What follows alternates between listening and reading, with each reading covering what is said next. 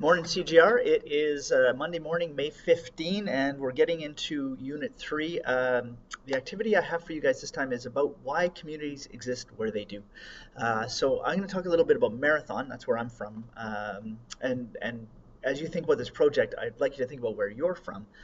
So Marathon is on the traditional territories of Bitugan First Nation. Those are the original owners of this land.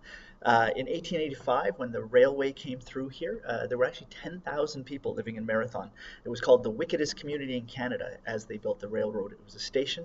After that, there wasn't much happening here until the 1940s when the Marathon Pulp and Paper Company from Wisconsin put a mill here. And that's really the reason why this town is here. In fact, if you go to the old part of town, all of the street names, Armour, Ross, Yawkey, Jones, are the name of the original board of directors of that particular company. In the 1980s, there was a gold mine that opened, Hemlo, so the town went from 2,500 up to 5,000. Since then, the mill has closed. The mine is still running, but it's running out of ore. We're down to about 3,500 people living here. That's kind of the reasons why this town is here. Certainly for Bitugan First Nation, the people used to live all over the area. In with the Indian Act and in the 1890s, the reserve was created. People moved into that community. So there's certainly a different political reason for that community being there.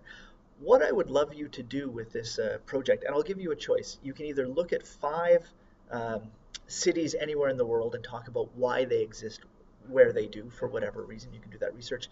I would probably rather see you do the history of your own community. Why is Thunder Bay where it is, or Sault Ste. Marie, or Nipigon, or Lake Helen First Nation, wherever it is you're from? Why is that community there? How did the resources of the land kind of, what role do they play in having it there? And maybe the bigger question is, do those reasons still exist or have they evolved and changed?